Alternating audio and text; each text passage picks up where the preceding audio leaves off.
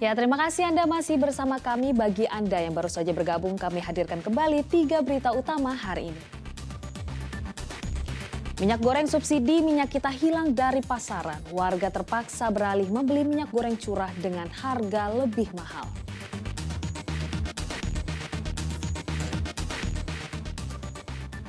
Anak di bawah umur di Kabupaten Pemalang dicabuli ayah tirinya selama 5 tahun hingga hamil dan melahirkan.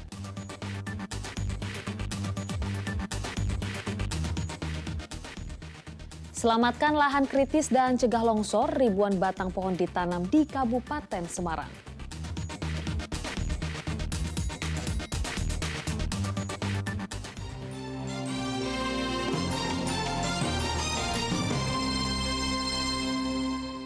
Ketua Umum PDI Perjuangan Megawati Soekarno Putri menghadiri pelantikan Wali Kota Semarang sisa masa jabatan 2021-2026.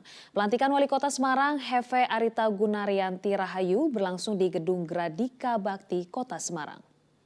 Untuk dipergunakan sebagaimana mestinya. Proses pelantikan dan pengambilan sumpah jabatan langsung oleh Gubernur Jawa Tengah Ganjar Pranowo. Selain dihadiri Presiden kelima Megawati, ada pejabat negara lainnya yang turut hadir seperti Menteri PPPA Bintang Puspayoga hingga sejumlah politikus PDI Perjuangan. Heve Arita Gunaryanti Rahayu sebelumnya adalah Wali Kota Semarang. Ia melanjutkan sisa masa jabatan Wali Kota Semarang hingga 2026 mendatang. Rita menjadi pejabat sementara menggantikan Wali Kota sebelumnya. Hendrar Prihadi menjabat Kepala Lembaga Kebijakan Pengadaan Barang Jasa Pemerintah per Oktober 2022.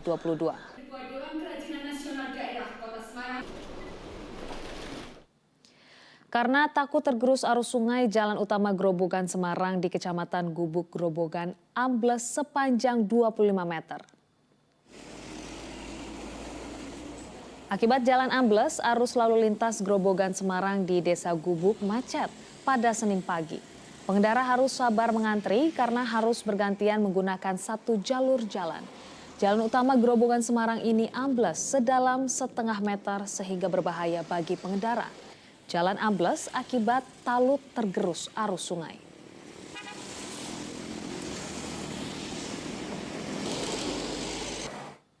Sebanyak 15.000 pohon ditanam di berbagai lokasi di Jawa Tengah untuk menyelamatkan lahan kritis serta mencegah longsor. Salah satunya adalah lahan kritis yang ada di Desa Nyemoh, Kecamatan Beringin, Kabupaten Semarang. Pemerintah Provinsi Jawa Tengah bersama masyarakat Desa Nyemoh, Kecamatan Beringin, Kabupaten Semarang menanam 1.500 bibit pohon di lahan seluas 5 hektar. Penanaman pohon ini di berbagai lahan kritis dengan total 15.000 bibit pohon. Gerakan menanam bibit pohon untuk menyelamatkan lahan kritis, mencegah abrasi das, sedimentasi sungai, hingga mencegah longsor dan banjir. Area di sekitar Das Tuntang di Desa Nyemoh terlihat gundul, padahal air di Sungai Tuntang juga mengalir hingga ke daerah lain seperti Kabupaten Grobogan yang beberapa waktu lalu sempat banjir. Salah satu penyebab banjir di Grobogan adalah luapan dari Sungai Tuntang yang melintas di Sungai Lusi dari arah Blora. Gerakan bersama menanam pohon diharapkan dapat mengurangi dampak banjir di saat musim penghujan.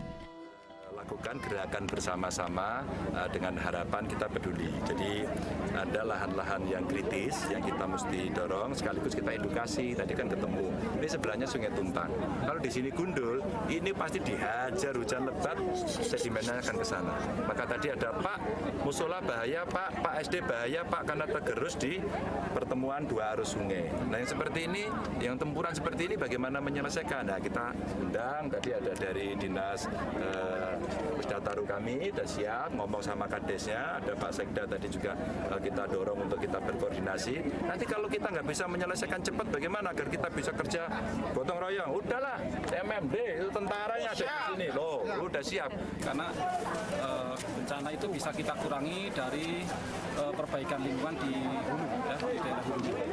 Jadi dengan gerakan penanaman ini harapannya nanti akan meningkatkan tutupan lahan dan itu bisa mengurangi laju erosi.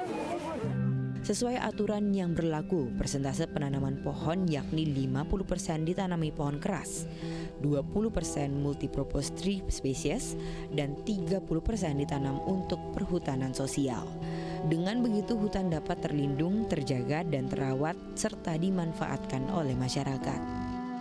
Yulianto melaporkan dari Kabupaten Semarang. Satpam bersama Kepala Pos Kamling di Grobogan, Jawa Tengah mengikuti apel peringatan Hari Satpam. Para Satpam dan Kepala Pos Kamling diharapkan lebih bersinergi dengan polisi untuk menciptakan keamanan di lingkungannya. Ulang tahun ke-42 Satpam diperingati sederhana di halaman Mapolres Grobogan Senin pagi. Para Satpam mengikuti apel bersama para Kepala Pos Kamling perwakilan dari masing-masing kecamatan. Usai apel, polisi secara simbolis memotong tumpeng lalu disuapkan ke perwakilan Satpam sebagai bentuk keharmonisan.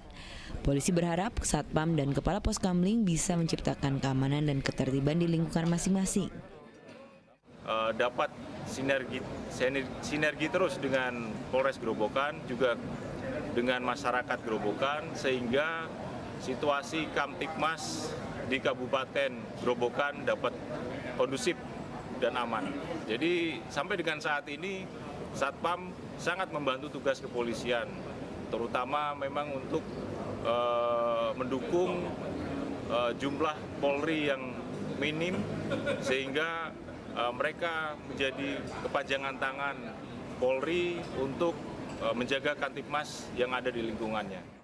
Saat ini ada 424 Satpam yang terdata di Polres Grobogan, sedangkan Pos Kamling yang aktif ada sejumlah 280. Arif Nur melaporkan dari Kabupaten Grobogan. Informasi tadi mengakhiri jumpa kita hari ini. Atas nama rekan yang bertugas, saya Priscilia Claudia mengucapkan terima kasih atas kebersamaan Anda. Selamat beraktivitas dan sampai jumpa.